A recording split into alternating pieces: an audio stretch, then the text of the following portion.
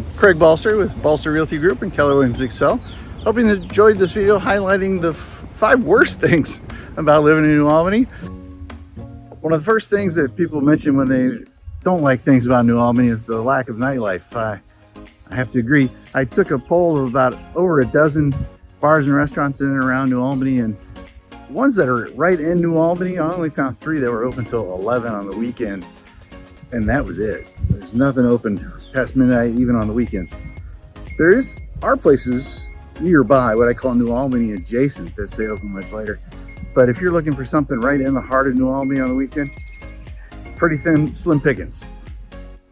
When people mention New Albany and kind of what they don't like about it, one of the real prominent things they mention is the lack of diversity. These numbers are all from the 2020 census. In the US, 75.5% of people list themselves as Caucasian or white. And then here in New Albany, that number is 76.7, just a little bit higher. That's not too bad.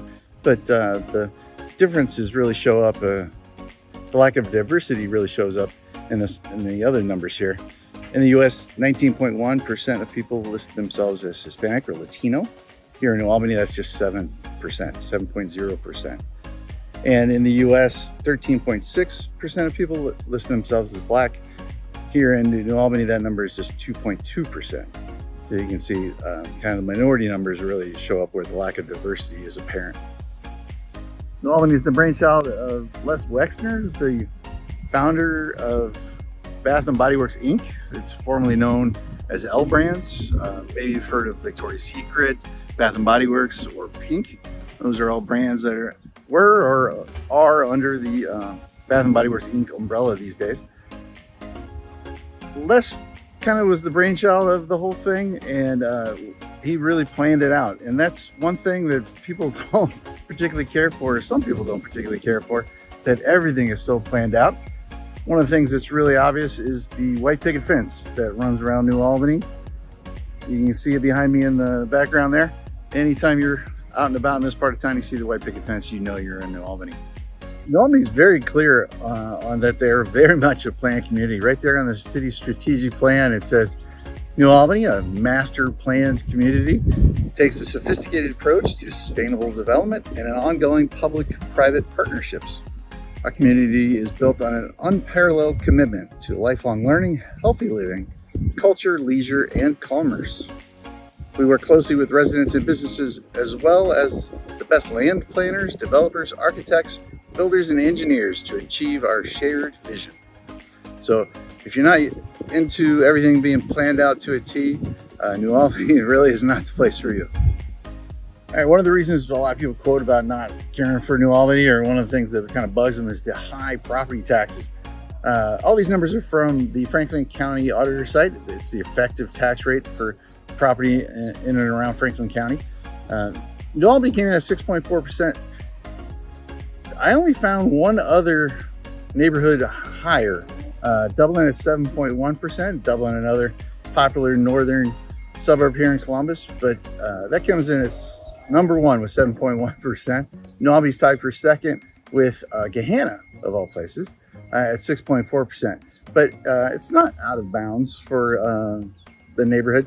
I think what people look at when they say high property taxes in New Albany is, yeah, they're up there on the effective tax rate, but we'll get to the next thing about what we don't like about New Albany, and it's the high cost of living.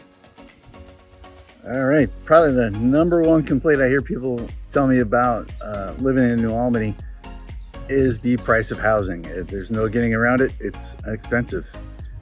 All these numbers are from the March 2024 MLS. The average sale price in the MLS year to date so far is $342,722. Here in New Albany, the average sale price year to date is $844,200. That's really a big difference. Well, you said, Craig, maybe a couple of big houses sold and it's throwing off the average bunch. Well, okay. So the median in the MLS for the whole MLS is $300,000. The median here in New Albany so far this year is $607,500. So more than double the median for the whole MLS. And yeah, they have some big houses out here, but even the square price per square foot is quite a bit higher. Here in the MLS through March 2024 is the price per square foot is about $194.08. Here in New Albany, it's $288.24. So even if you're buying a kind of smaller house, you're still paying quite a bit for price per square foot. But I tell you what, it is quite nice out here. We have a bonus reason why some people don't particularly care for New Albany. It's going to be its future growth. With the Intel site under construction and well on its way, New Albany is already a desirable part of town and will continue to be so, considering it's just about 10 minutes to the Intel site, the first fabrication facility. And so New Albany and Columbus as a whole is bracing for a huge influx of people and businesses.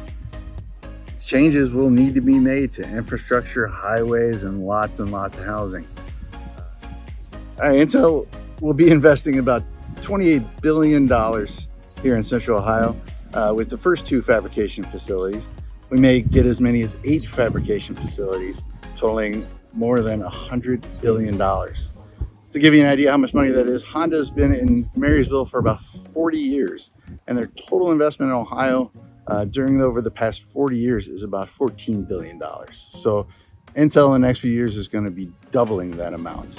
New Albany is in for some serious change, which makes some people nervous and other people excited. We'll see. I'm Craig with the Balster Realty Group. If you like this video, please hit subscribe or like, and hit the comment section. That'd be fantastic. If you have any questions about New Albany or Central Ohio in general, please give us a call. We'd be happy to chat with you. Until then, next time.